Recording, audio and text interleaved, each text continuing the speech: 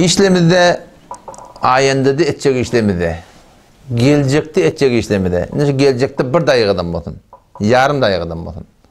Şu zatları ödümüzü inşallah demektige ne demek gerek?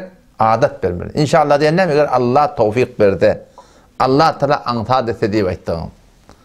Sure-i Kehf'te şun hakkında ayet inittir.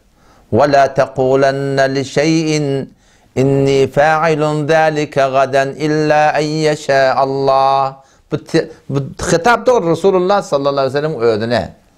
Ve la tequlanna li şey'in ey Muhammed Mustafa men bir iş etcek deyip aytmagın inni fa'ilun zalika gadan gelecekte bir iş etcek deyip aytmagın illa en yasha Allah meger inşallah deyip ayttıptır Allah Teala.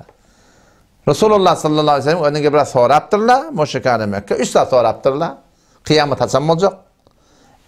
O zaman Ashab-ı Kehf'ten soraptırlar. Ruhtan soraptırlar. Ha. Şimdi bir de ayette geliyor Zilkarneyn'den soraptırlar. Resulullah sallallahu aleyhi ve sellem şonuna Hazreti Cebrail sen her şeyini gidip gelip durunla ertigenin cevap vereyini iptir diye. Ertigenin cevap vereyini. Şu ertigenin cevap vereyinin üstüne Cebrail aleyhisselam ne mi anırdan destur hürmeti gelip bilmiyor daha. وَمَا نَتَنَزَّلُ illa bi emri rabbik diye. Ey Muhammed Mustafa biz eğer inmeli olsak, gelmeli olsak, sen Rabbin Allah icazet vermeli. Bizim elimizde zaten yok dedi. Ondan şunla giyecek hadi Cebrail aleyhisselam gelmekteki. Cevap da giyecek hadi adamın. Peygamber odasına ne bilsin? Anlataptan haber gelmedi. O zaman kulun gurun döret yerli o zaman. Kulun gurun döret yerli. O şu gurun döretip yok kepleri aydıp ahir 15 gün sonra Hazreti Cebrail aleyhisselam geliyor. Onun şunla Peygamber odasına ne mi gelmedi? Ondan şu ayet geliyor. وَمَا نَتَنَزَّلُ illa bi emri rabbik. Ey Muhammed Mustafa bir eğer inecek olsak, gelecek olsak senin Rabbin Allah'ın destur olmalı. Ödelimde de ediptir. O zaman şu kadar o da Peygamber aleyhisselam'ın inşallah diyemedik direktliği Allah Celle Celaluhu şeyle bir tertipte terbiyetin önküden ne beter arttırıptır. Biliyor musun? Terbiyetin önküden ne arttırıptır. O mana sana da şu hukukun şeyle tertip şey. Şeriatımın aydınlığı, dinimin bir destur şey. Ki biz neredekim yeni bir çıdağından bırakacak olsan ayında da hayır bir şey edecek olsan ne mi demeli? İnşallah demeli. Eğer Allah Teala antat etse diye.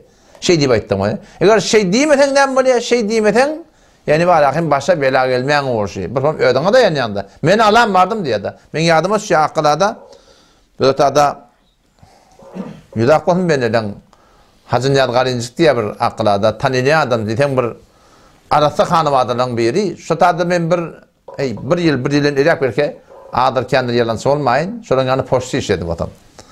O zaman şurada poştu işleyen vaktimiz onun şunda bir yumurtkalı olanma bir kapıdan çıkıp var ya men alan geldim dedi tam bir. Men hey bir inşallah da diyten dedim. Şey tutam öyle bilen. İki hafta bir haftadan geldi sonra. Şu barana yıkılıptır ha. Ya öyle barana yıkılıptır diye de. O Türkmenlerin ahına jökte var ya biliyor musun? Şayet başından mı oturur sonra? Önde biri ayağı çektirmep sürptür diye. Haygılı çektirmeyeni defesinde kongursu tokuldu bilen kötü bayt yanına. Gömükte var ahim getirip koyuptur diye orta arada ona nerekem çektirme e-mail'le motto. Ona gel çektirmeyliyim ama erkek adamı. Denan honda natittir inşallah da deyiptir diye de ona. İnşallah ne gerek dedi. Nemin ne çektirme ditti. İnşallah gerekmiş ona deyiptir diye de. Hem şu tacıkta kafein kakıp diye memur gelip arkıptır dedi ya. Bir neyse sonra gelip kafein kakanla kim diyene inşallah men erin deyiptir diye de. İşte inşallah men deyiptir diye de. O zaman şu taydınmaz zatları öğrenmedi, adet vermektik gerek. Bir fezai mecazi ne böyle koşuştu, bir kovga da dönüşü inşallah hakkında. Şimdi tesbihde yazmalı mı? Ya cüdegani yazmalı. Baba iki doğrusunda doğru şey. Hiç irade yok. İnşallah'ını cüda yaz, inşallah tesbihde yaz. Mana ütgemeye. Bir bolar olmanın bir tane fezai mecazi bir yayırdıptır.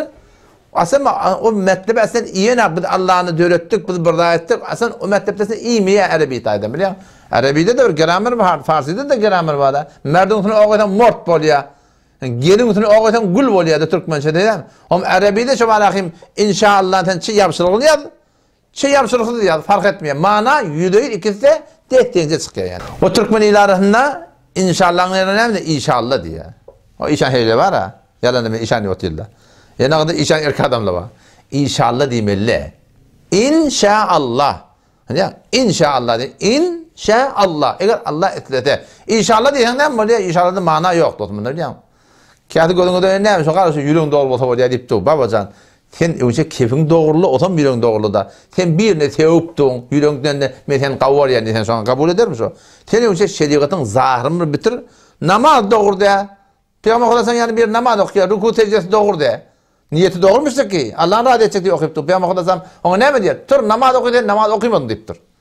İki taraf yine şey diye, yeni peygamberin şey diye. Üçten taraf yine şey diye. Yani o da vakti bir daşı doğru de, için doğrulap bolmuyor. Tene önce şeriat orada. Bir dağın daşını doğrulamalı, o zaman niyetin doğrulamalı.